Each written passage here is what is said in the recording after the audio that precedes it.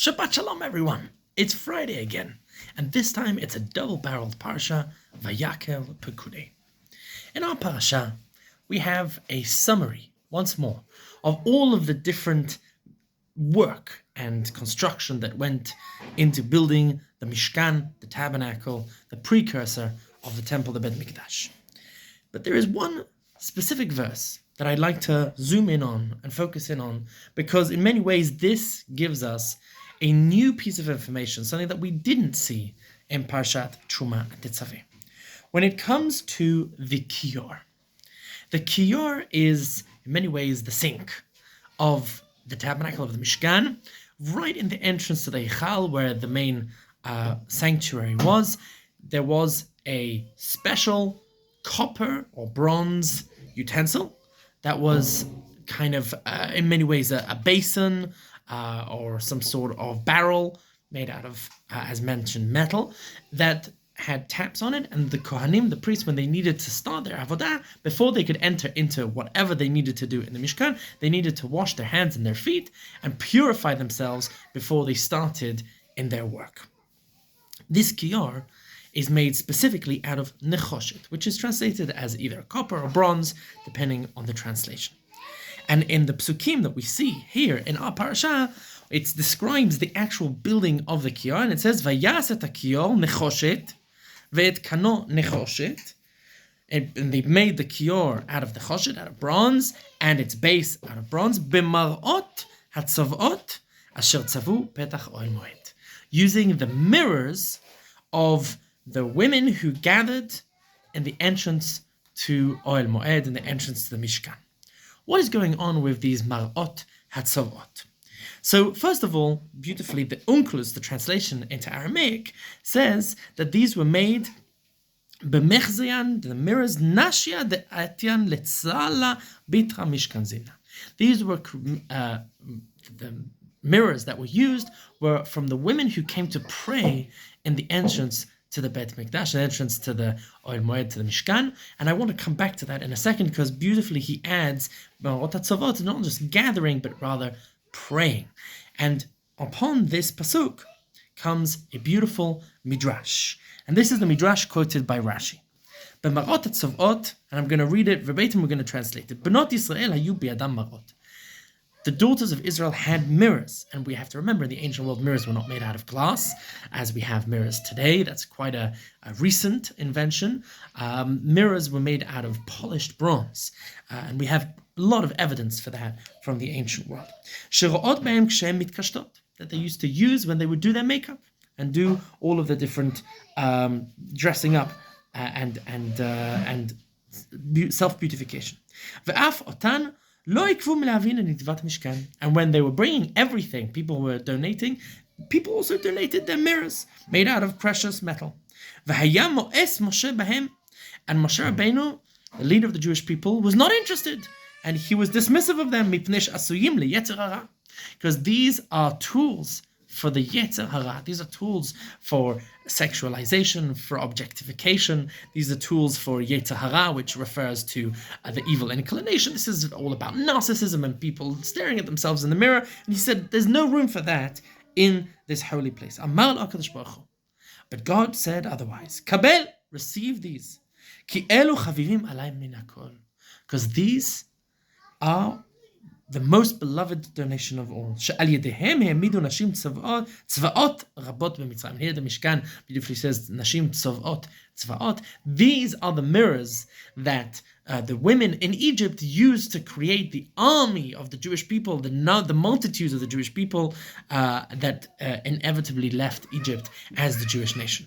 And the Midrash goes on to explain that the women used to use these to seduce their husbands, to beautify themselves, to give energy and in many ways some sort of familial construct to make things beautiful where it was hard, to bring light into the darkness, to rekindle the flame of romance between themselves and their husbands. And that is in essence what brought about the birth of the Jewish people. I would like to give two potential modern interpretations to this pasuk, to the Onkelos, and to this midrash. The first interpretation is the whole world of Nashim Tzavot. This idea of these women who would put a special effort into trying to create hope.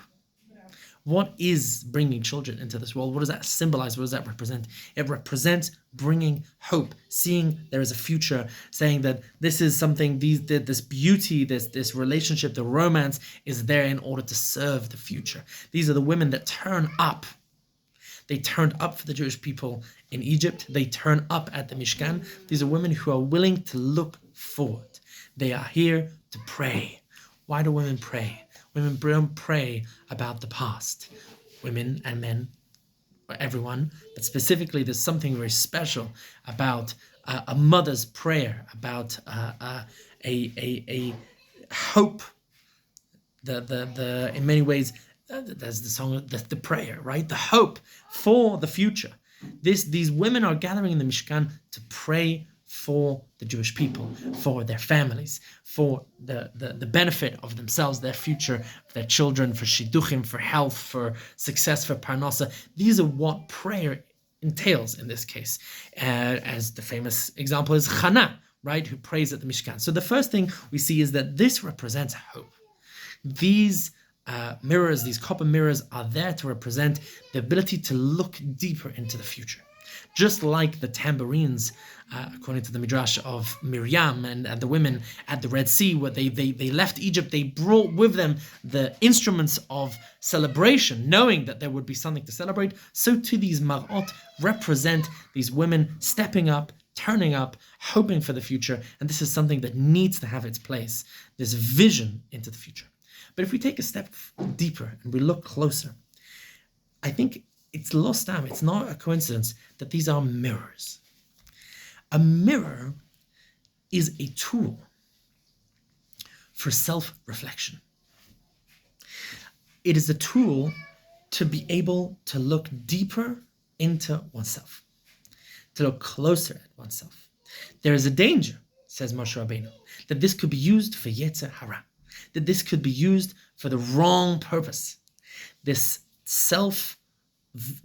gaze at oneself, as we know from the Greek myth Narcissus, as we know from the mirror. Look, this narciss, which is the source of narcissism, this idea of self-obsession, right? And for goodness sakes, today we all hold in our hands a little tool of self-obsession, right? Where we're constantly, it's the iPhone, right? It's all about ourselves. That could be used for bad. That could be used for Yetzer Hara, for it could be abused. And yet, I think what the Midrash is saying here is that no, this is an opportunity for prayer. This is an opportunity, and what is prayer? Prayer is self-reflection.